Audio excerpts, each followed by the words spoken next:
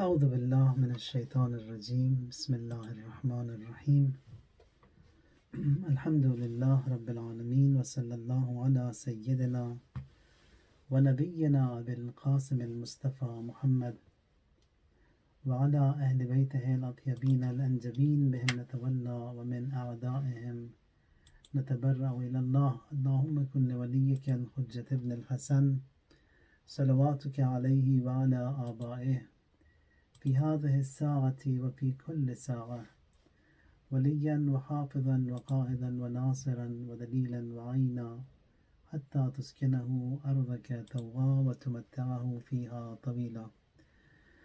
اللهم صل على محمد وآل محمد.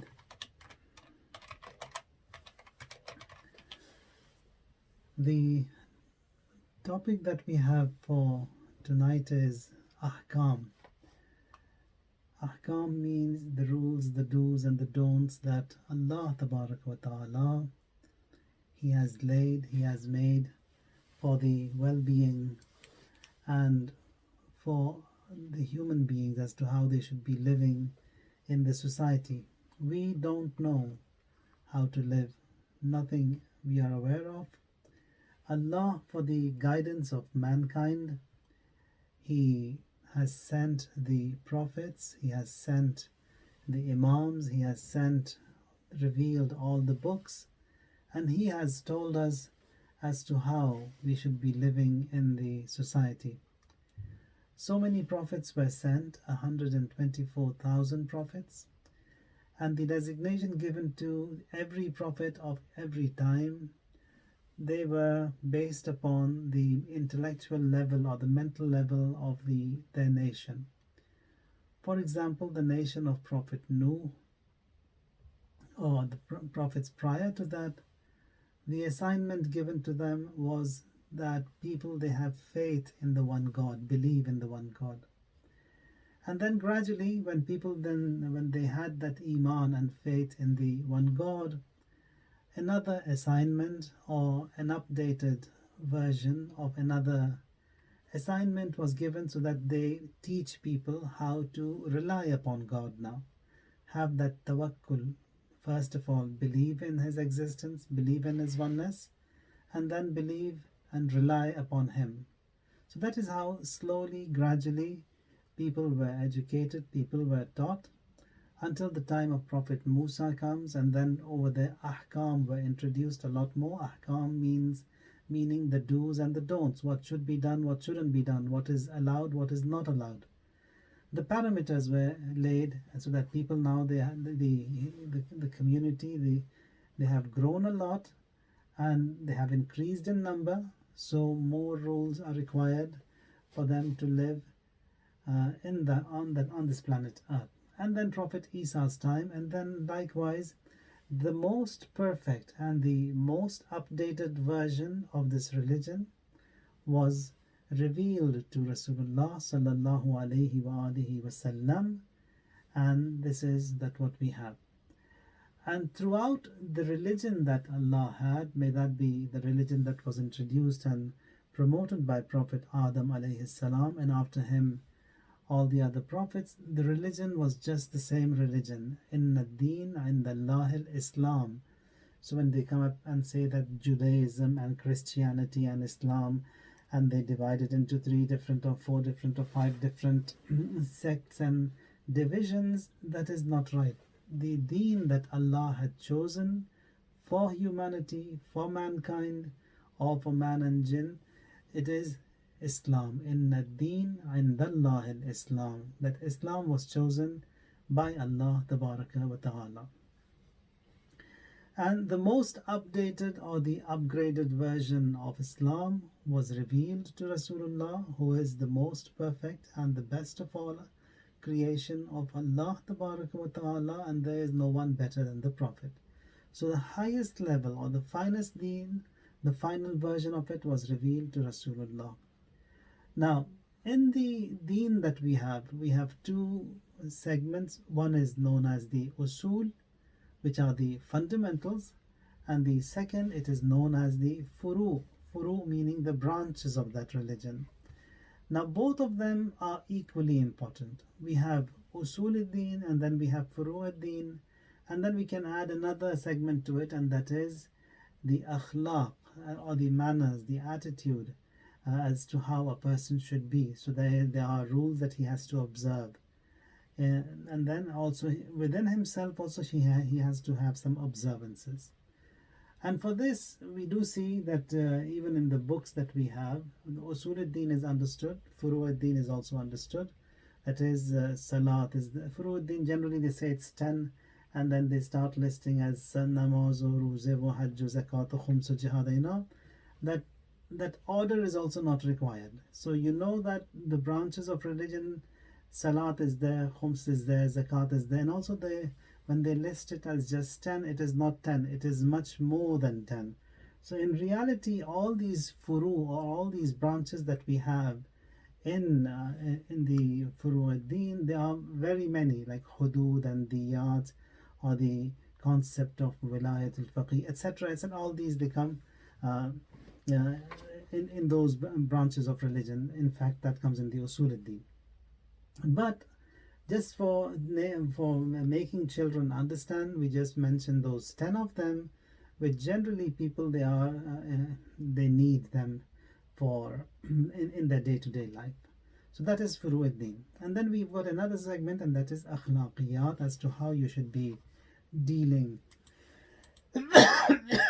as to how you should be dealing in the community, in the society, with one another. And for that, Ayatullah al-Uzma Jawadi Amudi has written a book, and that is called Mafatihul Hayat. It's a beautiful book. You've got it in different languages. In English, not yet. Mafatihul Hayat, that is real living. And he has compiled, and he has, just like Mafatihul Janan, it's called du'as and ziyarat and observances and prayers and fasts.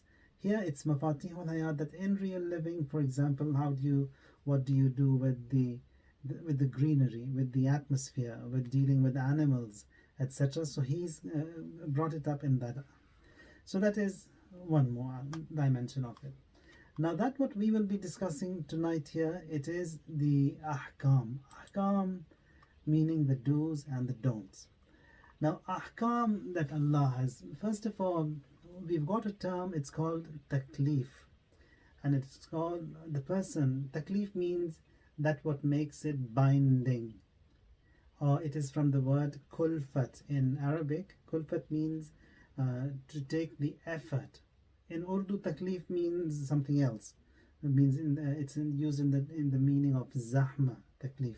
But that is not the meaning over here. Taklif means something which makes you binding, and that obligates upon you. Now this taklif, or a person upon whom this burden is given, is called a mukallaf. Who is a mukallaf? Someone who is baligh, someone who is mature. And the bulugh also that we have, that has been mentioned, I don't know how many of you are young adults here, but anyway, I'll just continue with this. If I know how many of you, it will be easier for me to continue. If someone just writes there how many of you are in what age group, that will be easy for me. Well, anyway, so first of all, that bulugh is required. Bulugh meaning that a person has to be mature, and the maturity also that we have in fiqh, it is for boys completing 15 lunar years, lunar calendars. And for girls, they should have completed 9 years of the lunar calendar. So, lunar calendar 15 means it's lesser by 6 months in the solar calendar.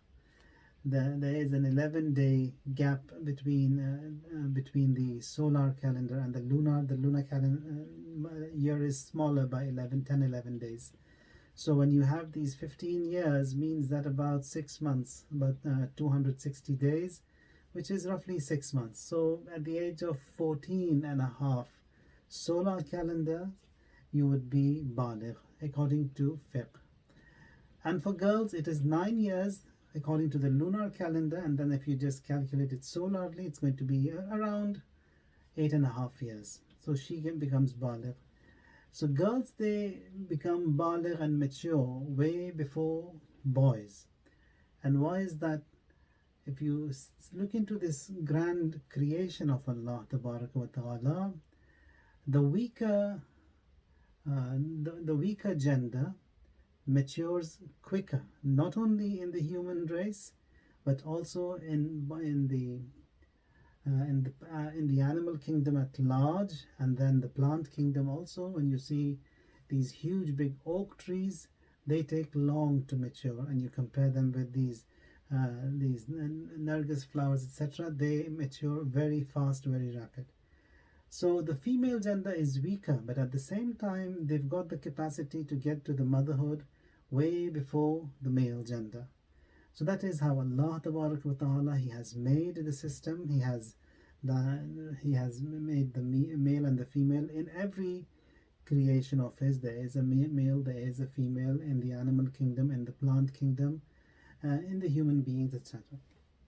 So someone who is baligh in the men, he should have completed 15 lunar calendars, and the girls 9 lunar calendars, and that way he is called baligh. But there are other signs also that have been mentioned in fiqh, that if someone has these two other signs, he will be still classified as someone who is baligh. One of those signs, they said that to have coarse hair in his private area, that is one of the signs of bulugh, and also discharge of semen while he's wet dreams, as they call it. That's also another sign of bulugh. So a person, he may be baligh before that 14 and a half years of the solar calendar. So if he sees one of these other two signs before that age, he will be classified as baligh. If he doesn't see those two signs until he has completed 15, he is not baligh. And now this age will count, that he has to complete those 15 years, and only then will he be baligh. And even if he doesn't see those other two signs after completing 15, he will still be baligh, because he has completed that age of 15 years of old. So it's one of the three, either the 15 completion, or that he has wet dreams, or that the hair growth in the private area. That will be the signs of bulugh. Sometimes they come up and say that his voice has cracked, that is a sign of bulugh. It is not. Or then having beard or having mustache, that is a sign of bulugh. It is not. Or having hair under his arms, that is also not a sign of bulugh. So it's one of those three that were mentioned. So if one of the three are present, then that individual will be called a mukallaf, who is baligh. Now, baligh means he has been authorized, or he has been given a license, or he is not a child anymore. He is licensed to be present or to present himself before Allah Tabaraka wa Ta'ala. So it is an honor that is given to him, that from now on she can communicate with the existence of God, and whatever he does and whatever she does, she will be rewarded for that, and he will be rewarded for that. Prior to that, all the good that he was doing, he wouldn't get the reward of that. His parents will be getting the share of the reward of that, because it was their hard work and they were upbringing that child as such. But from now on, whatever is his. Whatever he does is his. The good and the bad, both of them, they are his. And the honor that Allah wa Ta'ala gives to that individual who is a mukallaf, that is different from now on. Now, from these ahkam that we have, they are designed into 5. First of all, we have the command that is coming from the existence of, the term we use is shara. Shara means he who makes that religion. Who is that shara? First of all, it is the existence of Allah wa Ta'ala, and after him it is Rasulullah sallallahu alayhi wa sallam, who is implementing this hukum of Allah. So there is a command that is coming from him.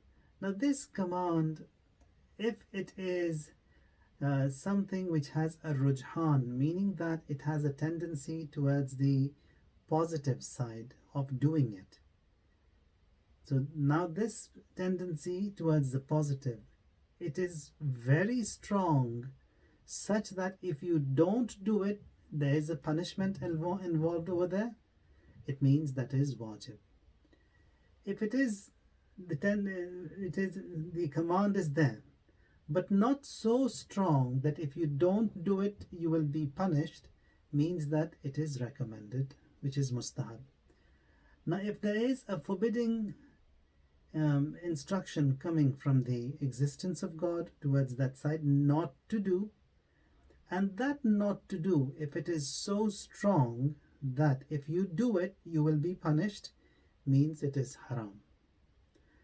And if that not to do, that forbidding instruction from there, is not so strong that if someone does it he will not be punished, means that there is a forbidding instruction from his side, from the existence of God, because it is there that he has asked you not to do it, and at the same time there is no punishment in there, that is called makruh. So if it is a command, there is a command, like for example drinking water. You can drink water. It doesn't say that you have to drink water or you don't have to drink water. I've got a glass of water here. If I want, I can drink. If I don't want, I don't drink. So that is jaiz. And if I am said that I have to keep myself hydrated, otherwise I'll have these kidney problems, etc. So here there is a command and also there is a recommendation to have it. And if the life is at stake, and if I don't drink water, it's going to harm me, means that I must drink water so that I don't ruin myself, I don't kill myself. So that same command, in the first example, it becomes mustahab, to keep myself hydrated so that I don't damage myself. And in the second example, where if I don't drink water, I'm going to kill myself, then it becomes wajib.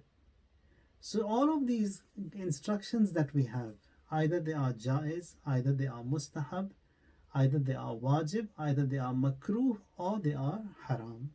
That is the definition of the ahkam that we have, and all of them, they are laid in these 5 categories.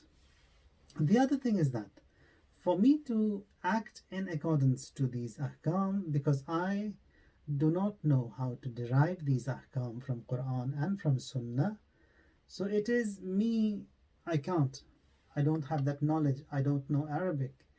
And these ahkam, they are either in Quran or in the seerah or the sunnah of the Ahlul Bayt alayhimus salam. That also I have no access to it. I don't understand them. And there is no imam here today before me for me to get the ahkam from him. So what do?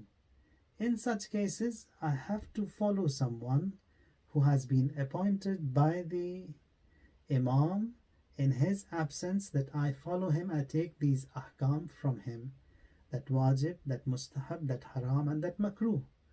And who is that? That is the mujtahid, who the imams they have appointed, that because I have no access to that ilm, to that science, to that knowledge, and I cannot learn, I cannot derive these ahkam from Quran and from Sunnah, so I follow someone who is qualified in that field.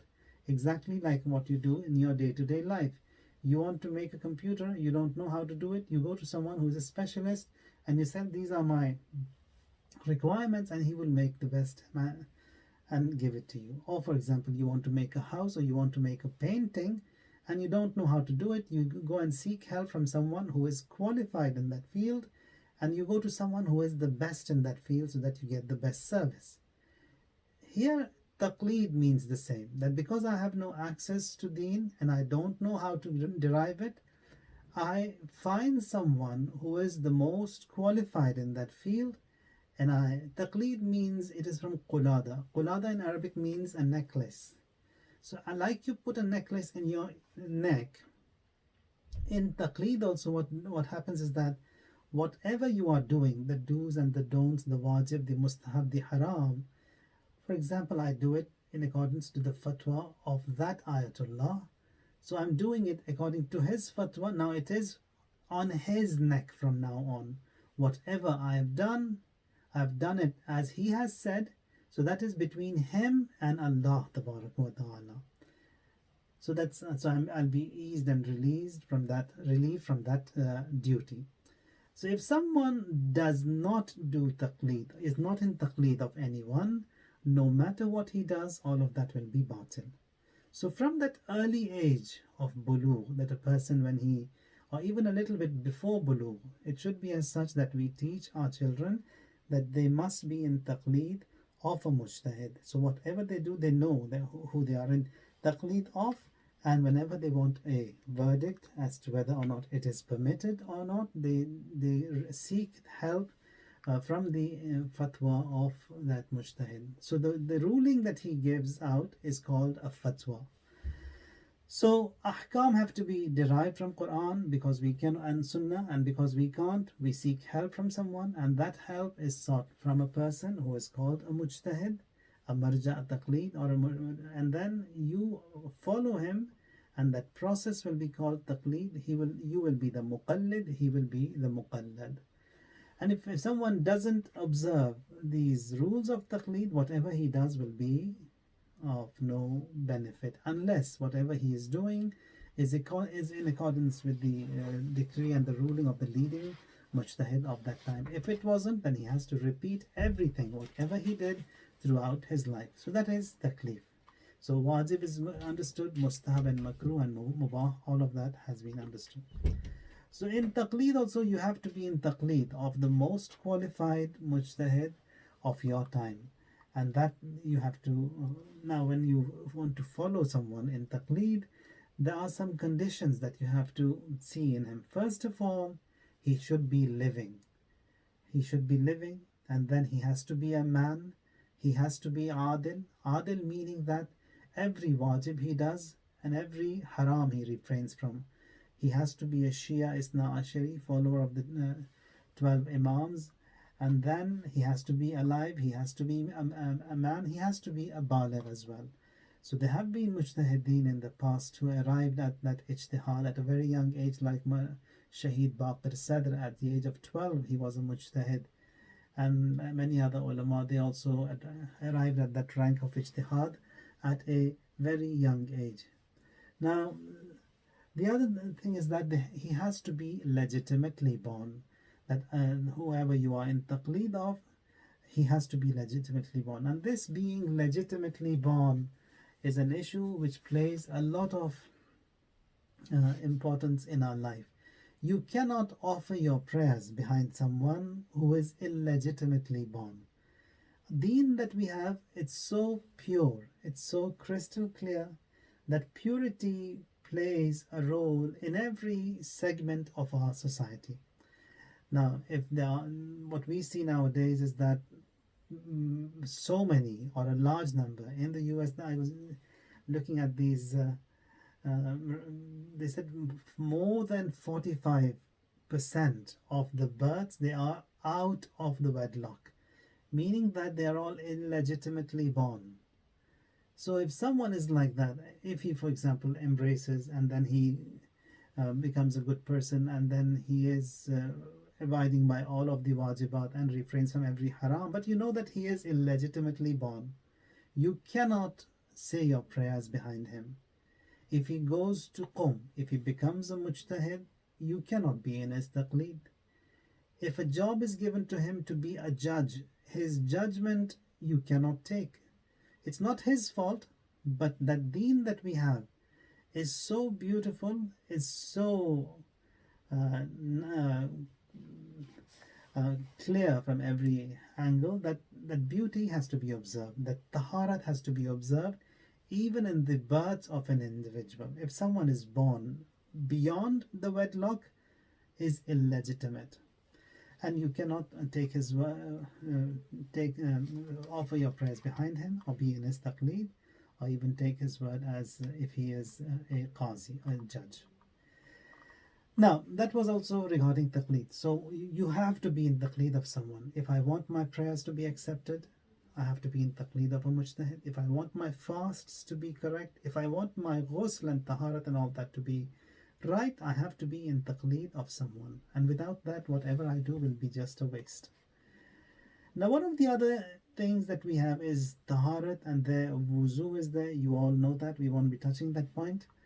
And in wuzu also, that what is wajib is you wash your face and then your right hand and your left hand, and the pattern is that you have to start your from where your head hair grows downwards, and likewise from your elbow all the way down you have to pour water, and it has to move downwards, and likewise my left hand, and then the mas, wiping of the head and the feet also, that is wajib in wuzu. Sometimes you cannot perform wuzu, or water is harmful for you, or there is no water. In such cases, tayammum has to be done. Tayammum also, it's the substitute of that wuzu and tahara.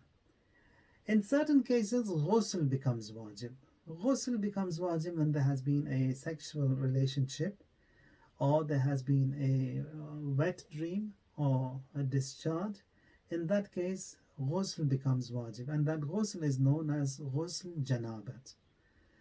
And to offer prayers after that, you have to perform a ghusl before, and then the prayers, they have to be offered. And without ghusl, you cannot offer your prayers. You have to perform that ghusl. If time is short, or there is no water, and then water is harmful, in such cases ghusl is also wajib on me. So what do? I perform a tayammum, and with that tayammum I will be able to say my prayers. Now, one of the things that we need to know in ghusl is that ghusl, according to the fatwa of all of the maraji today, they say that when ghusl becomes wajib, you have to wash your head and the neck. Intention has to be there. I'm performing ghusl qurbatan ilallah, and then you wash the head and the neck, and then the right side of the body, front and rear. And when you're washing the head and the neck, take a little bit bring it a little bit lower, so that you are certain that the head and the neck has completely been washed. So in this ghusl also, if there are any accessories and attachments, meaning all these earrings and piercings and all that, they need to be removed. Otherwise that ghusl also is not right. First of all, don't have them. If God forbid they are there and they need to be there, then you have to remove them before performing that ghusl and wuzu, both of them. And then the ghusl has to be done, and the right side, front and rear. And when you're washing the right side, take a little bit of the left side as well, so that you are certain the right side has been washed all the way from the neck downwards until the toes, and between the toes and between the fingers, that you are certain that every part of the body has been washed. If there are any cuts and wounds, or any ballpoint, or any paint, or any nail paint, that also has to be removed before this ghusl is done. And then you wash the left side of your body, front and rear. The entire body has to be washed. And once that is done, that ghusl has been performed, and with that ghusl you can say your prayers, and another extra wuzu is not required.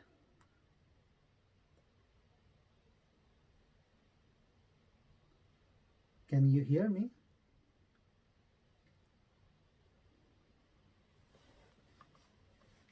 Okay, alhamdulillah. So further, another ghusl, another wuzu is not required. Now, if the person who was performing this ghusl, amidst his ghusl, he had to use the washroom, or amidst the ghusl, that what invalidates the wuzu was done, then in that case he will complete his ghusl. That ghusl is complete, but for his prayers he will have to perform a wuzu, and only then he can say his prayers. So amidst the ghusl, if you need to use the washroom, you can. The ghusl is you can still continue the ghusl after that. So that is regarding ghusl, and a little bit about the tayammum and how you should be performing. Now, when a person is performing this ghusl, in certain cases it becomes wajib. That is, if there has been a seminal discharge, or if there has a wet dream, or there has been physical relationship, that is sexual relationship, in that case, that ghusl, it becomes wajib. Now, one of the things that happens to be observed over here, especially with this in this time that we are living in, and all this rubbish that is being uh, promoted and being shown and being propagated, one of the major sins that we have is self-abuse. Self-abuse meaning doing something that results in that discharge, in the seminal discharge, or ghusl becoming wajib on me. May that be by whatever ways and means, or thoughts, or looking at things that are vulgar or inappropriate, or masturbation, all that is haram, and it's one of the major sins that has been mentioned and in our teachings. So we have to keep ourselves chaste, we have to keep ourselves clean, and none of these sins should ever come into existence by any one of us. Now, most of these great personalities who have arrived at these high ranks, it's because of these tough situations that came in their life and they put them aside, as a result of which Allah bestowed upon them such beautiful things. One of those examples that can be mentioned over here is Marhum Shaykh Rajab Ali Khayyat, or even Hazrat Yusuf alayhi salam, or Ibn Sirin. All these great examples can be mentioned, that after all, this shahwat, or this lust and these desires, they have been given by Allah Tabarak wa Ta'ala to every individual, and they have to be used and mobilized in the halal way. That lust has to be used in a halal way, and that is only and only and only through marriage. Without marriage, that cannot be used. If someone has it, then he has to use it only in a halal way, and that is by marriage. Other ways and means of using that lust, all of that is a sin. And if someone does it, then getting married becomes wajib on him. First of all, it is the sunnah of Rasulullah to be married, and if someone doesn't commit any haram and he doesn't fall in the traps of haram, it is not binding or wajib on him. But if he does fall in these traps of haram by way of all these negative things that were mentioned, then getting married becomes wajib on him. Now, one of the examples is Ibn Sirin. Ibn Sirin is this, he who interprets the dreams, was a young lad, smart, beautiful, very handsome, and he was working at one of the drapers. Now, in the olden days, it wasn't like today that you go to the drapers and whatever you want you pick and he cuts and you put in the bag and bring home. You had to go to the shops and pick the fabric, and then it was huge and big. One of these ladies in town, she was very much fond of Ibn Sirin. He was handsome, beautiful, good looking. She goes to the shop where he was working, and in excess she buys cloth material. Everyone buys a little piece of cloth, but she bought so much. And then she says to the shopkeeper, I can't carry all that. Tell him to deliver it to my house. He says, okay, I'll send him. He will bring all your material to your house. And she had laid a trap, that somehow to catch him and trap him and seduce him and to get to her desires. The moment he comes in with all that material to deliver the fabric, she locks the door and she invites her to haram, to commit the sin. He says, now let me dress myself and then I'll come to you. And in those days, it wasn't like today, have washrooms and bathrooms very nice and tidy and clean. Washrooms were outside in the yard of the house. And it wasn't like today. The washrooms, they had a septic tank, and all the waste, it used to get collected in those tanks. And once in a while, either they used to dump it and close it, or if a person wasn't able to dump and close and dig another one, they had to empty all that human waste manually until it is empty again. The tank is empty. Now, what Ibn Sirin does, just to guard himself, to protect himself, and not to commit that haram, he comes and ditches and throws himself in that septic tank and comes out and goes to that lady. Yeah, I'm ready to commit whatever that is. She just kicks him out of the house. With this dirt and filth and this smell that you have, just get out.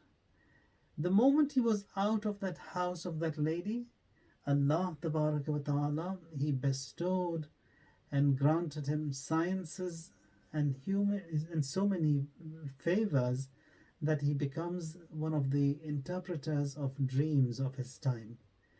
A similar situation was there with Prophet Yusuf, and he also was given that science and that ilm. Likewise, Shaykh Rajab Ali Khayyat, and a lot many. And Allah Ta'ala, He tests us, especially when it comes to these difficult situations.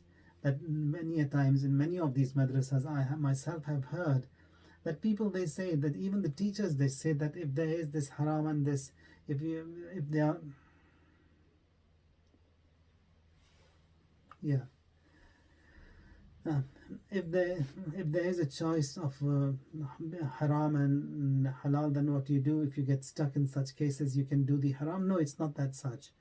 Allah tests us in these difficult situations, that even in those difficult situations, do you stay with Him or do you switch?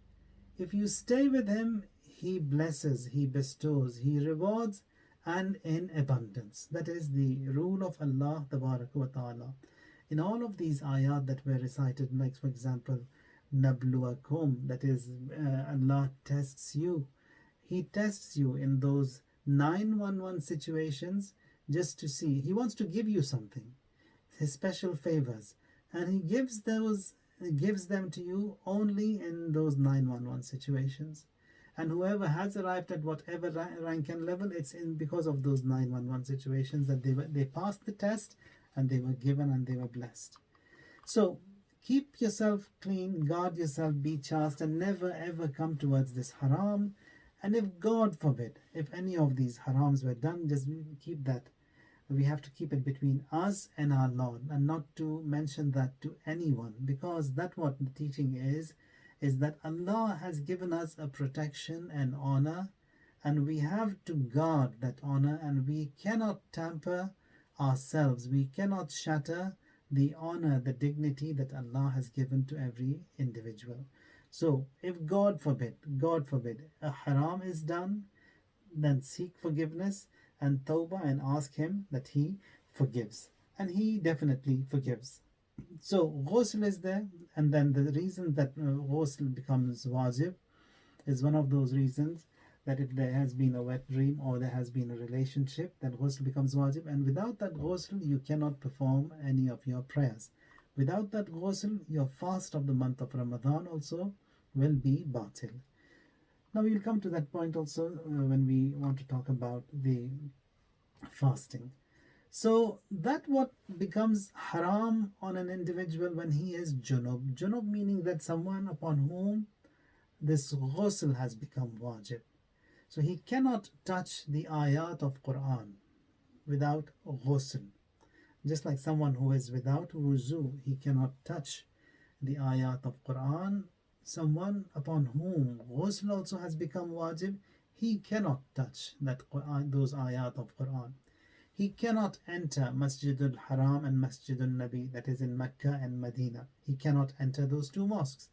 Someone on whom this ghusl has become wajib, he cannot go to any mosque to put something. For example, if you have a mosque in the city where you are in, a proper mosque, not a place of worship. Mosque meaning that those who built it, or the trustees who have built that mosque, they have recited the formula or the sigha that this place will be a mosque until the day of judgment. So if it is a mosque, it has special rules. One of those special rules is that someone who is in the state of janaba, he cannot go to that mosque to put something in there. If he enters from one door and then he comes out from the other, that's fine. But if I have a book that I had taken out from the mosque, now I want to put it back. But now ghusl is also wajib. So I cannot go to that place to put that book back, because it's the sanctity of that mosque that has to be observed. Now, when ghusl becomes wajib on an individual, he cannot recite those surahs in Quran that have a wajib sajda. There are numerous surahs in Quran that have sajdas. Some of these sajdas are wajib, some of these sajdas they are mustahab. Those surahs with a wajib sajda, one of them is Alif Lam Mim Tanzil, Ham Mim Sajda, Suratul Najm, and Surat Iqra. These four surahs, a person upon whom janabat is wajib, he hasn't performed his ghusl, he cannot recite these surahs. Cannot recite these surahs, any ayah of it he cannot recite. Now, even that Bismillah, which is common in every surah of the Holy Quran, but if that I intend that I want to recite the Bismillah of Surah Sajda, and ghusl is also wajib, I cannot say that Bismillah ar-Rahman ar-Rahim before performing the ghusl. Now that was regarding the ghusl janaba. There are other aghsal also, and then we will not be touching those. Aghsal is the plural of ghusl. We will not be touching and coming to those points now. Now, because we are fast approaching the sacred month of Ramadan, in the month of Ramadan, certain things are they have to be observed. Now, someone who is baligh and someone who is sane, someone who is healthy, and he is not traveling, he is not a musafir, and he has perceived the month of Ramadan, he must fast. It is wajib upon him that he has to fast this holy month of Ramadan. One of the conditions to observe this month of Ramadan is that a person has to be in the state of tahara, meaning that ghusl should not be wajib on him, and if ghusl was wajib on him, he has to perform that ghusl prior to the Fajr. That is, for me to observe the fast of the month of Ramadan, I have to be in the state of taharat. If ghusl is wajib on me, I have to perform that ghusl prior to Fajr. If Fajr, for example, is at 5 o'clock, then I have to perform that ghusl before 5 o'clock. And if the time is too short, just a few minutes left to Fajr, then I have to perform a tayammum instead of that ghusl, and my fast will be fine. So I started my fast, I observed my fast with that ghusl. Now, I observed my fast with that ghusl, with that tayammum. Now, I want to say my prayers, and I've got time there, 1.5 hours until sunrise. For my prayers, I will have to perform a ghusl, and then I will say my prayers. So my fast will be fine to enter into the fast with that tayammum. Now this is for wajib. But if someone wants to perform a mustahab fast, then he cannot do that. He has to be in the state of taharat and then perform a ghusl and then enter into that fast. And if that time that ghusl was wajib on him and he did not perform neither ghusl nor tayammum, that mustahab fast also he cannot observe. So that is regarding the ghusl, which is a mandatory requirement for someone to enter the fast. Now, one of the things which is good that you observe, now those of you who are young here, before the month of Ramadan, what you do is that whichever city you are living in, for example, I'm just sharing the screen of the prayer timetable for Vancouver here. You can see ask your parents or you yourself, go to one of these reliable sources, because you have all these prayer timetables which are not right. Now here for Vancouver, for example, I'm showing you, have this chart printed out and on your phone so that you know exactly what time is Fajr and you know exactly what time is sunset. For example, here, the first day of the month of Ramadan, Imsak means that time that you have to observe as an ihtiyat to start the fast of the month of Ramadan. Now, the reason why Imsak in fiqh, in Sharia, Imsak means nothing. It doesn't have any meaning. It's just a precaution that people they place there so that they are certain they have observed the fast. Because Allah Tabarak wa Ta'ala, He says that you وَأَتِمُّ الصِّيَامِ إِلَى اللَّيْلِ, that is, you start your fast from Fajr, that is the time of your morning prayers, and you end the fast here at Maghrib.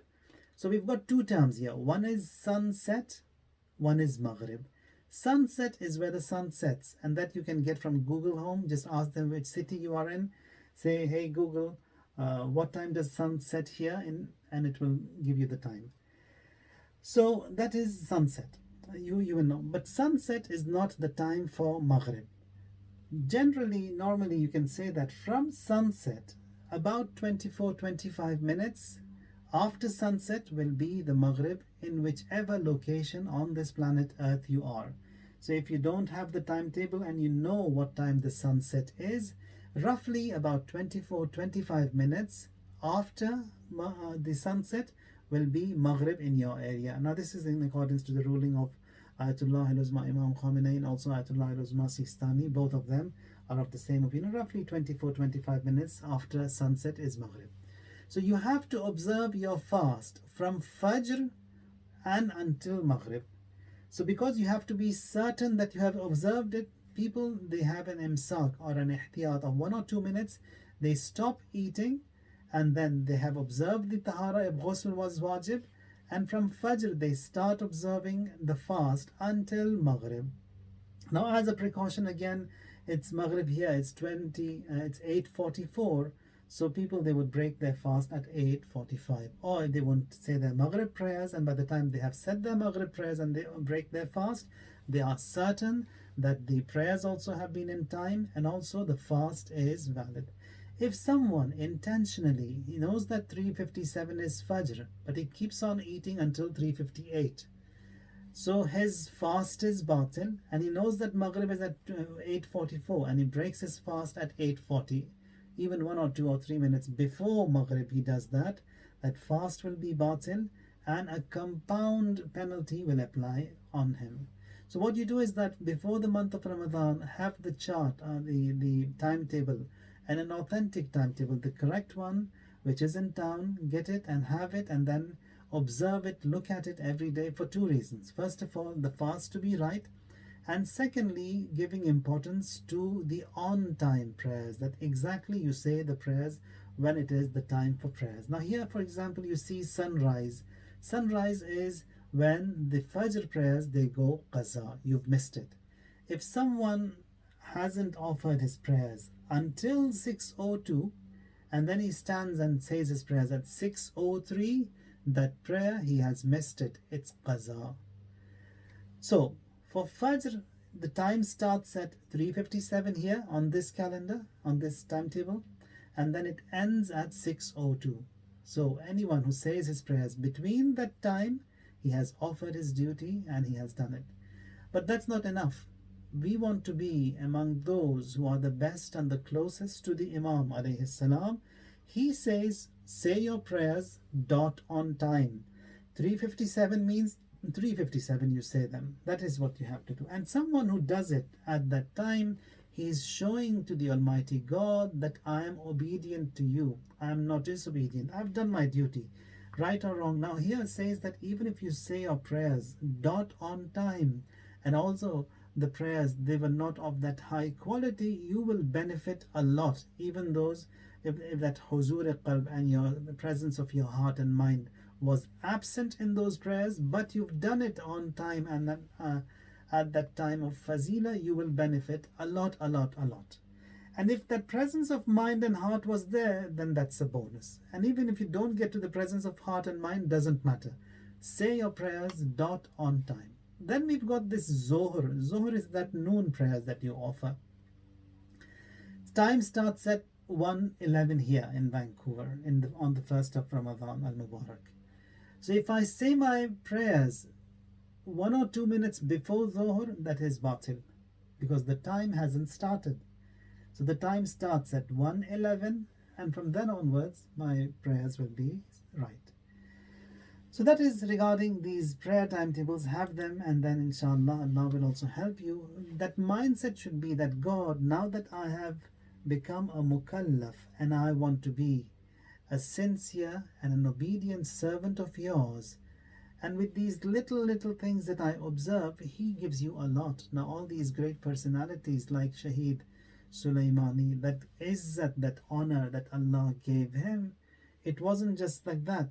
He worked on it. He gave importance to these prayers. He gave importance to taharat. He gave importance to obedience, as a result of which Allah also glorified him. Allah also honored him. So that izzat is given to an individual if you also respect the law and the rule of God.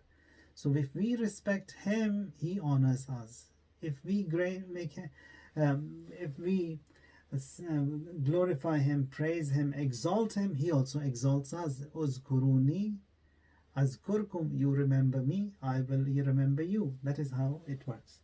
So that is regarding the time of prayers. Do them dot on time. Now the other thing that we have, if someone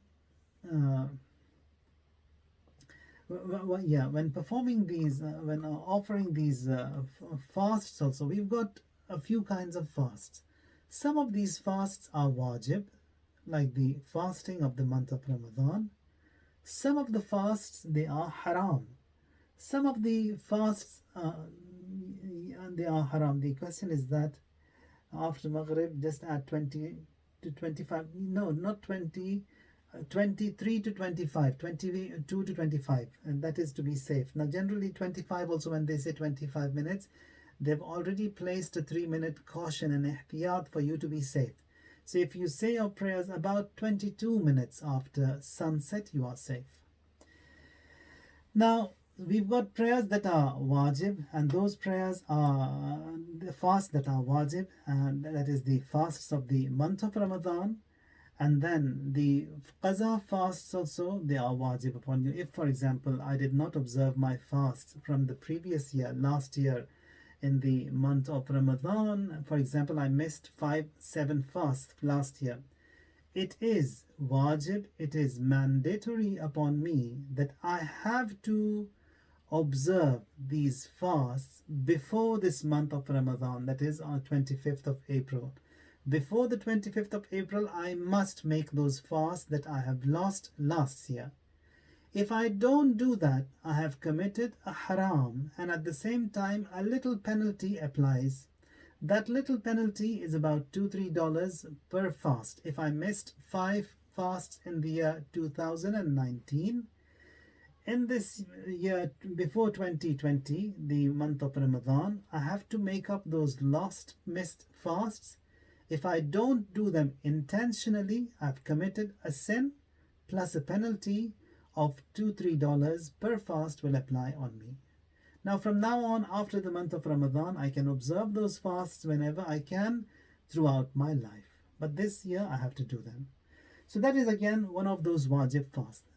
We've got fasts that become, you impose upon yourself. For example, you say that if I get married in this year, if I am blessed with the ziyarat of Abu Abdullah al-Hussein, I will observe 3 fasts. Or if that job is given to me, I will observe 5 fasts. So these fasts, they were not wajib on me, but I made them, I imposed them upon myself, and they are wajib. Now if I have assigned a time for that, I said I will do them in this month of Sha'ban, I have to do them in the month of Sha'ban. And if I don't do them, then another penalty would apply upon me, and that is because I'm going against that vow that I have imposed upon myself. So that is that fast that I have imposed upon myself. There are some fasts that are mustahab, like for example fasting in this month of Sha'ban. It's mustahab. There are fasts that are haram. For example, your dad, he doesn't want you to fast. He doesn't allow you to fast. So if I go against the wish of my dad and I'm doing what he doesn't want me to do, he knows better. So that is a fast that I'm doing something that I shouldn't be doing because my dad, he doesn't want me. Sometimes when you are young, you want to do so many extra things. When I was in Qom, I also saw these nice things happening around me. I imposed so much on me, and I wasn't old enough. And then I wrote to Ayatollah Mishkini at that time that this has happened. I've imposed so much on me, and I really cannot handle it. I can't do, because if I make a vow, a nazr or a qasam, I have to do it. That is, may that be prayers or may that be fasts. I told him, what do I do? He asked me, is your dad alive? I said, yes. Say that to your dad. If your dad nullifies you or he tells you off, means that it's gone, it's waived. I told my dad this has happened. He told me off. He said, I sent you to Qom to study or to have these vows and nazrs. Then that was the way how everything fell off. So those of your dads who are alive, may Allah protect them.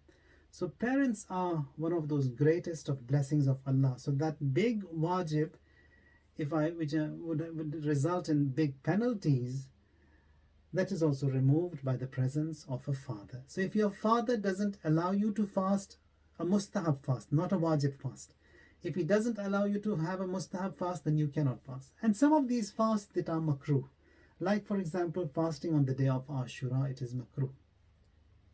So some of the fasts, they become wajib on an individual. Like for example, I've got fast from the month of Ramadan. I have to make them up. I have to make them up myself. Now there is a wrong mas'ala now which is widely known in the Urdu speaking community, and on and off it is heard from the Farsi speaking community as well. They say that if I can't fast in this month of Ramadan, I have to work, I'm not feeling well, I give an X amount of money to someone so that he or she observes that fast for me. That is wrong. As long as I am alive, no one can fast on my behalf. It is only when I die, someone can observe my missed fasts. If they want to do some mustahab fasts after me, only then that can be done. In my life, you cannot. No one can fast on my behalf. Likewise, it's prayers and fasts. Both of them, I have to do them myself, and after me, yes. So in my lifetime, I can't.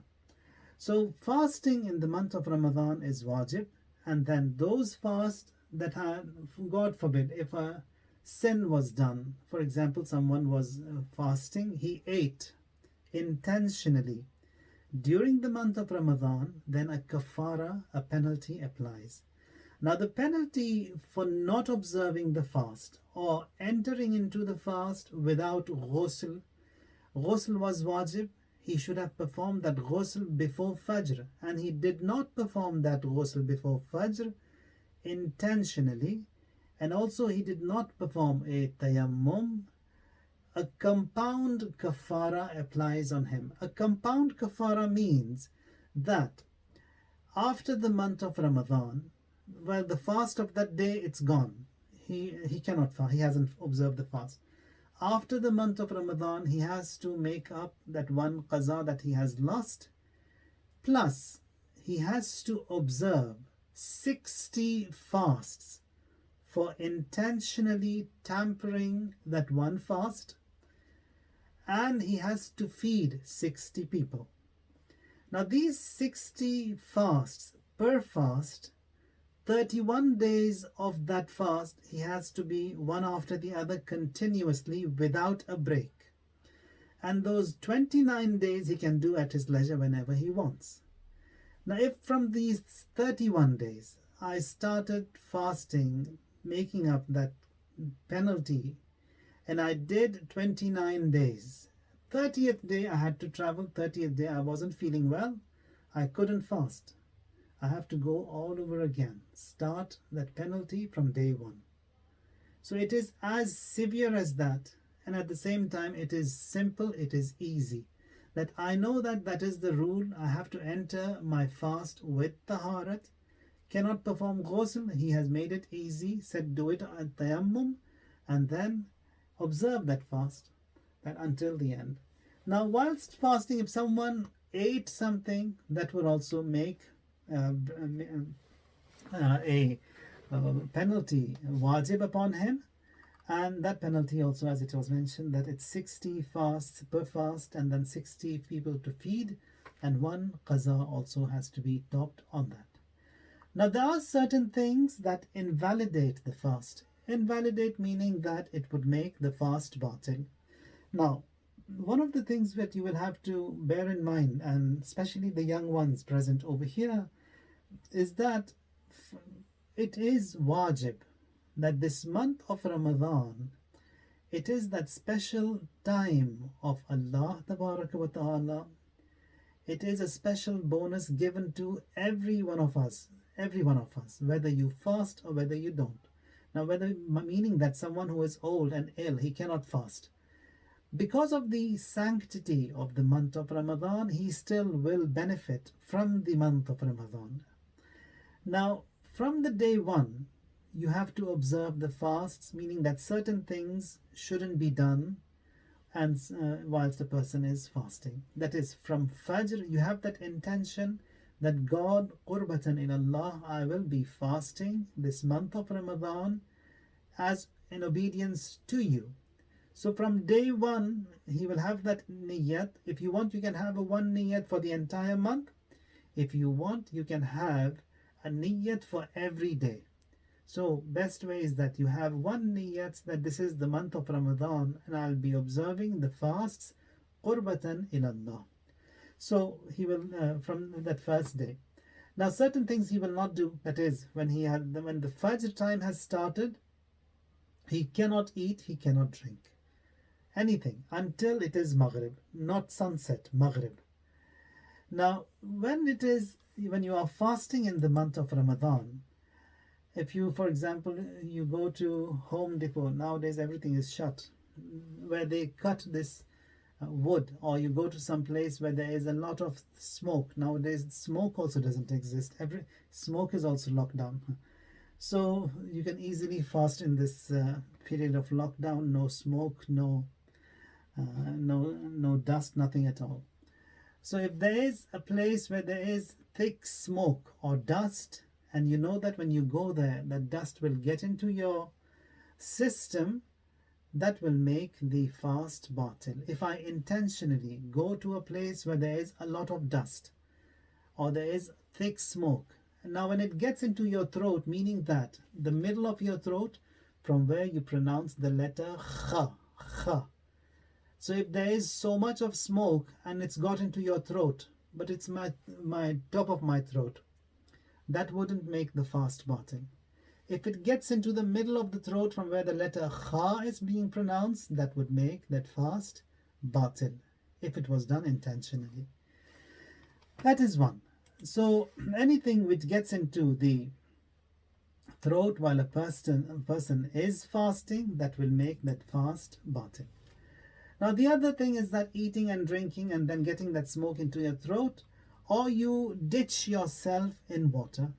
You were in the swimming pool and then you were swimming. As long as your head is out of water, you are okay.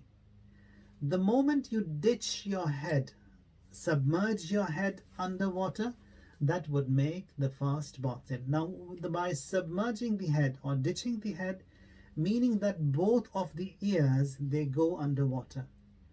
If one of your ears was underwater and the other one was out, your fast is okay. So if both of them go underwater, that fast also will become batil, and a compound penalty would apply on you. A compound penalty is that 60 plus 1. 60 fast, 60 feed people, and then 1 qaza that you will have to observe. That is regarding the the ditching the head. That's one of the muharramat. Smoking also is not permitted whilst a person is fasting. Intentionally throwing up, that I do something that I make myself vomit, that would also make that fast batil. Physical relationship, sexual relationship whilst a person is fasting, that would also invalidate the fast. Likewise, masturbation or doing anything that would result in that same discharge of semen, or making ghusl wajib, obligating that ghusl intentionally through thoughts or through whatever means, that would make that fast batil, and at the same time that compound penalty would apply. Now this is regard those certain things that we are not permitted to do whilst a person is fasting. Now if by mistake I was fasting and by mistake I had a little food and drink, and then I found out, oh, that was a mistake, I shouldn't have been doing, I was fasting, then I just throw away whatever I've eaten and my fast will continue and no compound penalty would apply if it wasn't intentionally out of forgetfulness I ate something or I drank something. So if someone remained in the state of janaba until the time of Fajr, that would also make that fast batil and a compound penalty would apply. If someone was sleeping and he woke up and it was time for Fajr, that he woke up, Fajr here was 5 o'clock for example, and he woke up at 5:30, and then he found out that no, there's ghusl which is wajib on him. So here his fast is okay. He observes that he performs the ghusl to say his prayers, and he will continue his fast. So his fast is fine. If he woke up before Fajr and he found out that ghusl is wajib and does not perform a ghusl with this mindset that I have to have my sahar first and then after eating I'll do that ghusl, so and then he misses out with that the time lapses, the time passes, then he has committed a haram. At the same time, a penalty also has applied on him. This was a little bit about the fasts and some of the ahkam of the month of Ramadan. If you have any questions, you can put them forward. I think I spoke quite a lot.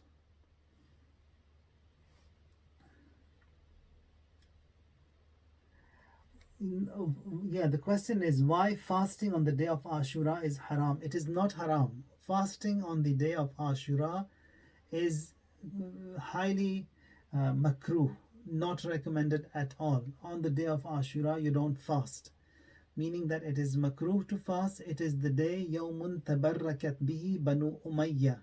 Banu Umayyah, they fast on that day and they say it is Mubarak because it is the day when Abu Abdullah Hussein was killed. They say it's Mubarak and they fast, and that they even observe that even today. All of these big airports in the Middle East, like Dubai and Doha and all that, they were inaugurated. All these buildings that Alhamdulillah are all shut down now, they were inaugurated on the day of Ashura. The reason for that, because Yawmun tabarrakat bihi Banu Umayyah. That is that Wahhabi mindset that they observe and they believe and they do it. But fasting on the day of Ashura is makruh. You don't fast. Yeah, what we do, not eating during the day is good. And that is not called fast. That you don't eat, you don't drink. That was the seerah of the Ma'asumin alayhi salam. It is Yawmul Huzn, the day of sorrow, the day of grief, and a day when you are when someone passes away in our from our loved ones, near ones. We don't eat, we don't drink, we don't feel like eating. So here we have to come to that rank that it is the demise of Abu Abdullah Hussein and someone who is connected to him and so close to him. They don't eat, they don't drink. So that not eating and drinking is not because it is haram. It is makruh. Fasting on the day of Ashura is makruh.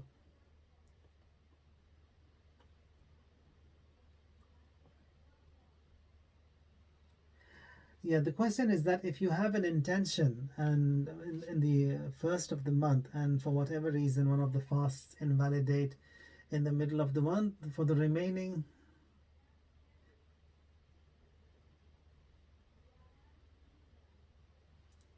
yeah, if you, the niyat can be one niyat for the entire month, that's fine. Now if someone, what I've understood from the question is that if someone, the Maghrib time is, for example, 8 o'clock, and then he doesn't break his fast until 8 o'clock, he breaks his fast at 8:30 or 9 o'clock, will that fast be invalid? It will not be invalid. Now, according to our Sharia, our fiqh, whether you eat or whether you don't during the month of Ramadan, and you haven't done anything which invalidates the fast, and you are sleeping all day, your fast is fine. You have observed the fast of the day. If you haven't eaten anything at the time of Maghrib, you haven't performed your iftar, eaten anything at iftar, and the next fast also starts, that fast is also valid. The first one that I did yesterday and the one that I will be observing tomorrow, that is also valid. So both the fasts are okay. Now, according to the Sunni school of thought, they say that it is makruh to delay eating, delay breaking the fast. We don't have that. They say if you don't break your fast dot at the time of Maghrib, your fast becomes makruh. We don't. Whether you eat or whether you don't, you've done your duty. That fast has already come to an end at that time of Maghrib. If you eat, that's good for you. If you don't eat also, that fast is still valid and it will be counted as a fast that was observed. Like for example in the state of Ihram. Now Ihram, what happens is that you put the Ihram on yourself by saying that talbiyah, by labbaik Allahumma labbaik. You obligate certain things on you and you make certain things haram on yourself on that by that ihram. But this ihram, I have to remove it, meaning that I have to perform all of those manasik, and after performing the manasik, that ihram can be removed. Then I have to perform that tawaf and that namaz after tawaf, and then I have to run between that Safa and Marwa, and then I have to perform the taqsir, and then the tawaf and nisa has to be done, and after tawaf and nisa, the prayers after tawaf, and only then will this ihram be out. So without those manasik. But for the fast, whether I have my sahari, or if I don't have my sahari, or whether I've broken my fast by my iftar or not, my fast is right. It comes and it enters and it exits. But they believe that no, if you don't have your iftar, that fast is makruh.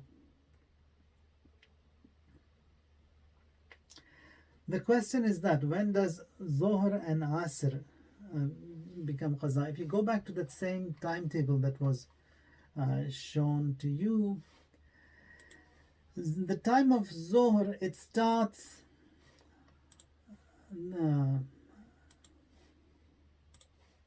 here. The time of Zohr, it starts on the 1st of Ramadan, which is the 25th of April. The first of the Zohr is at 13:11.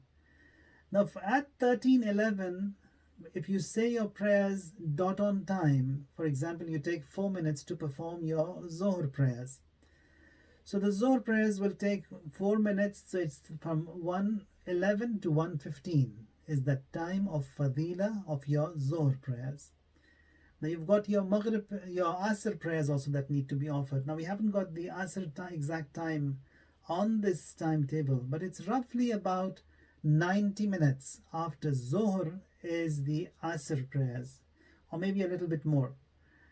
And if now we've got both the options that I can say my Asr prayers immediately after Zohr, or if I want to do them later, I can do them anywhere between the 1:11 to 8:44. So 8:44 is Maghrib, and 4 minutes before that it is 8:40. 8:40 is the time for Asr prayers.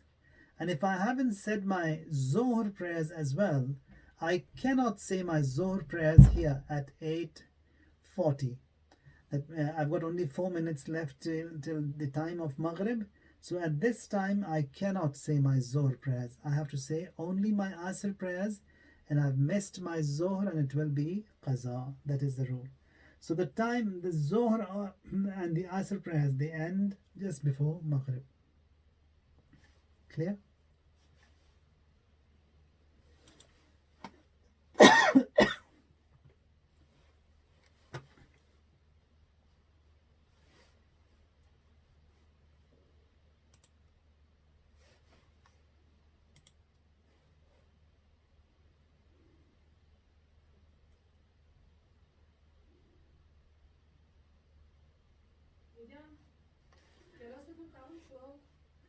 If there's any other question, I can unmute, and then if you have any questions, you can ask here.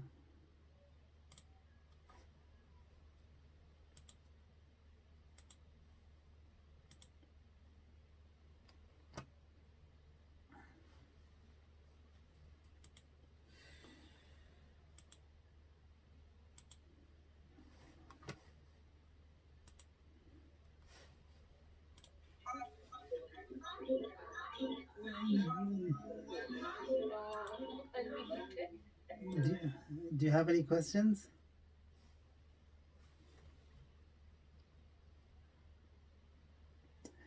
The question is that fasting for penalty, kafara, can only be kept in the months other than Ramadan. Yeah, the penalty applies for anyone who has tampered the fasts of the month of Ramadan, and he can observe those fasts anywhere whenever he wants during his life. So not in the month of Ramadan. Yes, apart from the month of Ramadan, whenever he wants, he can. Can a non-baligh person fast on behalf of someone who has passed away? No, he can't. So if he does fast, it's only for himself, but he cannot fast for someone else.